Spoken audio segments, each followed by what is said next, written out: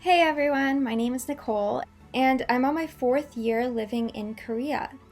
So I'm actually advanced at Korean. I feel like I have some good advice for those who are just beginning Korean or are in their beginning stages of learning Korean. This video will provide some helpful tips for advancing faster and more effectively in Korean.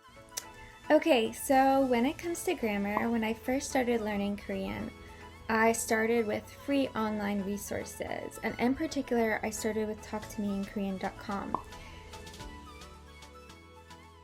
So the great part of this site is, number one, it's free, of course, as I mentioned.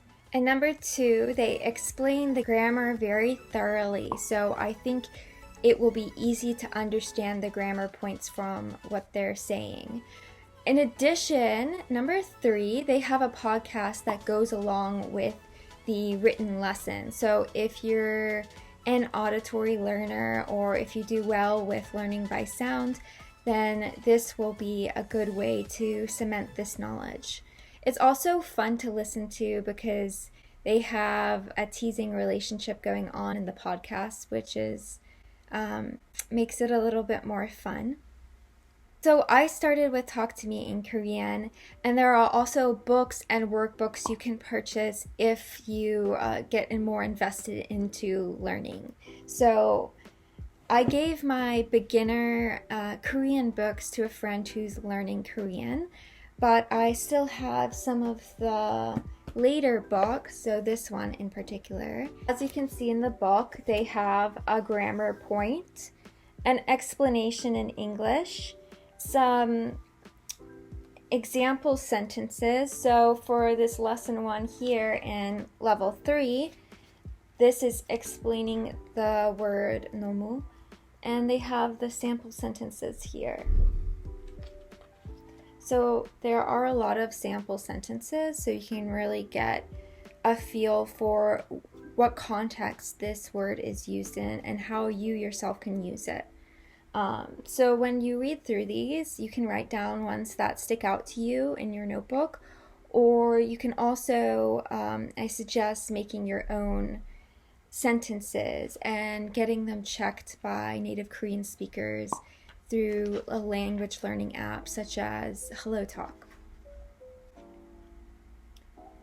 They have an explanation for colloquial usage here, and even more sample sentences.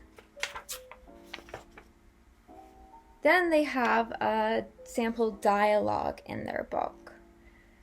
Last, they have exercises. So they have 5 exercises here where they ask you to write certain sentences in Korean. But you can also get the matching workbook. So I did that for some of the levels when I was learning Korean. But when I first started out, I started with the free online resources. Anyways, when you're learning grammar points, I would say it's definitely beneficial to look at other websites. So look at many different resources to see how this grammar point is explained, because this will give you a better understanding and a better foundation for these grammar points. So I usually do this when I'm learning grammar points, and I particularly do this when there's a grammar point which maybe I don't think I fully understand.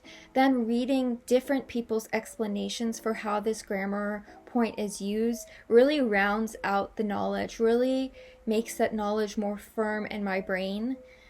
So I would suggest doing that. I think the 2 main websites I use to look up grammar points is talktomeinkorean.com and howtostudykorean.com. But there are many different websites out there, so I would just look and sift through and filter through what works for you and what explanations really synthesize the knowledge well for you. So another book series I would recommend are the sogang books. So these books have a lot of great conversation practice and listening practice.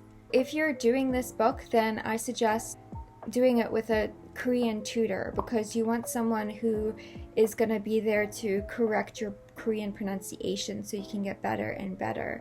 And also, it's a great way of practicing the basic dialogues you're going to need if you are talking to someone who's Korean. Okay, so just to give you a rundown of the basics of this book. They begin with having characters, so they have all these different characters that are going to be used in like a story-like manner throughout the textbook. Okay, and so here is lesson 5 to give you an example. Here they have some conversational exercises, which is why you need a Korean tutor or a Korean teacher to help you through these exercises, because otherwise you're not going to get the corrections you need. Here are some more.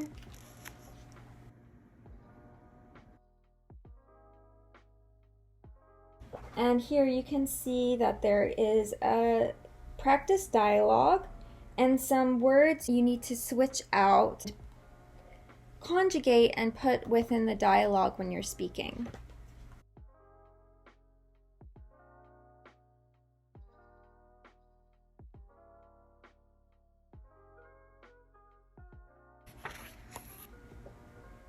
And more exercises. So there's, at the end of each chapter, there are both reading and listening exercises that you need to complete. And finally, at the end of each lesson is the vocab that you're going to use. So actually, you're going to have to look at this vocab before you begin the lesson. What's great about the books is that they also come with these student books. And within the student books, you will find all the vocabulary for each lesson. So you can study the vocabulary before your class or before your tutoring session. So you know the vocabulary before you go in and practice that vocabulary in a conversational manner. They also have the grammar points for each lesson. So basically, before each class, you can study the vocabulary and grammar that you're going to use in conversation. They also have workbooks to go along with the textbook. So this I found so great because it really gave me practice and let me see where I wasn't actually understanding the grammar points, because sometimes you think you understand something but you actually don't. I would like to buy a hamburger. I would like to buy a hamburger. It's not damburger, hamburger. I'm not saying dimburger. I said I would like to buy a hamburger. And you actually need to practice it and have a native speaker look over your sentences to see what you have missed, what you have not totally understood. I would like to buy a hamburger. Maybe we should stop. We don't quit. We do not quit. Again. So the sogang books I would recommend if you're doing tutoring with a native speaker or if you have a language exchange partner that you can work with. Okay, next I want to talk about the Seoul Daehakyo Hangul books, because I only really use them for level 3A. But I do feel if you don't feel like the material you're working with is challenging enough, I think these books are very challenging in terms of vocabulary and the speed that it goes at. So I do think this is a bit of a faster speed and you are going to learn a lot of vocabulary. So it will be very useful.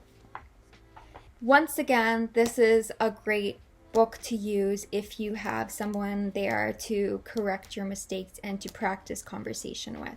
Because just like the sogang books, this also has practice dialogues that you're supposed to go through, as well as different reading and listening exercises.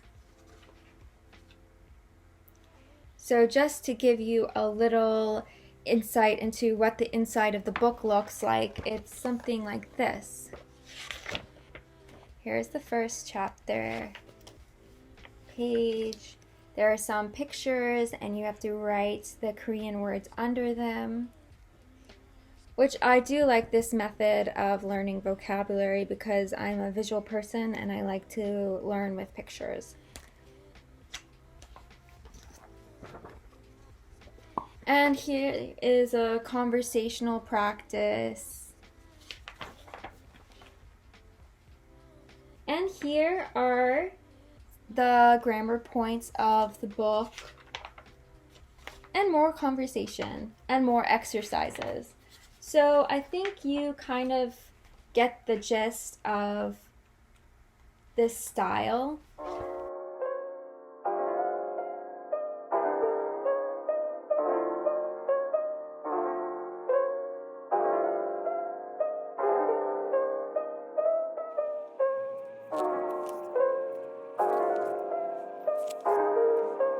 I would say the sogang books are a little bit easier and the seoul books are a little bit harder. To be fair, I started with the sogang books from level 1 up until I reached level 3, and then I switched over to the seoul books. And with each different book, you're going to be getting different vocabulary. So if you switch over later to a different book set, they'll have built up different vocabulary than the book set that you're working with. Go to your local bookstore and look through the books that are available to you. But if you do want conversational practice and a bit of an easier book, I do recommend sogang because I found these books quite accessible. And overall, I did find it a bit easier. So once you get a little bit more advanced and you've built up your basic vocabulary, basic grammar, you might want to go out and check out some children's stories in Korean. So I picked up this book, and it has little stories with, as you can see, a bigger font where I can read through and highlight the words I don't know and write them down. Now keep in mind, this is a great way to learn Korean, but you don't want to overwhelm yourself. So just think back to when you were a child. When you were picking books and learning your native language, there were only a certain amount of words you weren't supposed to know per page, because if there were too many words you didn't know, that book wasn't at your level. Well, this is the same thing with when you're learning a new language. You don't want to overwhelm yourself with books that are way above your level, because it'll just be tiring and you won't want to pick up that book. No! God, please, no! No! So pick a book that is at your level, that's challenging but not too challenging, and something you might enjoy reading over and over again. You may also want to learn from songs. So if you're into Korean music, you can pick a song that you really like and translate those lyrics and just listen to the song over and over and over again. So when you're in the beginner and intermediate level, there's going to be a lot of grammar that you might not know. So you're going to have to learn the grammar as well as the vocabulary. Unless you're less of a perfectionist and don't really care if there's some parts that you don't completely understand. So the last thing I want to say is get creative. Try different methods and see what works for you. So Howard Gardner asserted that there were 9 different types of intelligence. I think it's helpful to look at these categories of intelligence to figure out what are you best at in terms of learning and how do you learn best. There's also the 4 famous learning styles: visual, kinesthetic, auditory, reading, writing learner. But when you look at these styles, they might be helpful for figuring out what methods work for you, but don't let them box you off. Just to give you a rundown of these 4 different styles, there is the visual style. And if you are a more visual learner, maybe you would benefit from color coding your notes and learning from pictures and charts and visual stimuli. Then there's the kinesthetic learner, and this is someone who learns best when they're moving around. So maybe you want to study while you're walking around, or maybe you want to go on the treadmill while reading through your notes or looking over flashcards.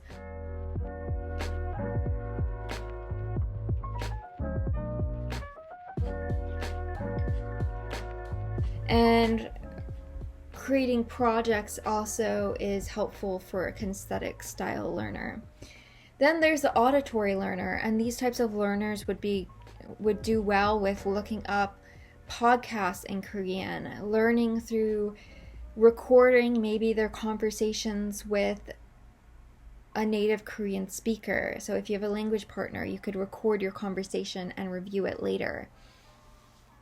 And last, there's the reading and writing learning style.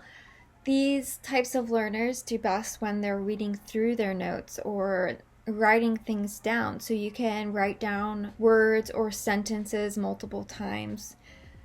Honestly, I use a mixture of all these different types of learning styles when I'm studying.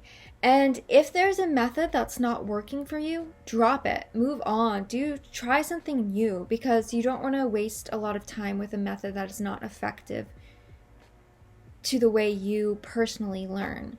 So what works for one person is not necessarily going to work for another person. Okay, so I hope this video was helpful, and I'm curious, what style of learner are you?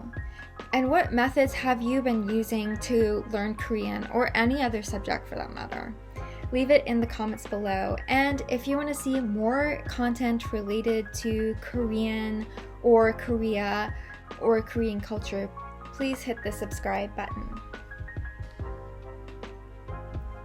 Okay, see you next time. Goodbye.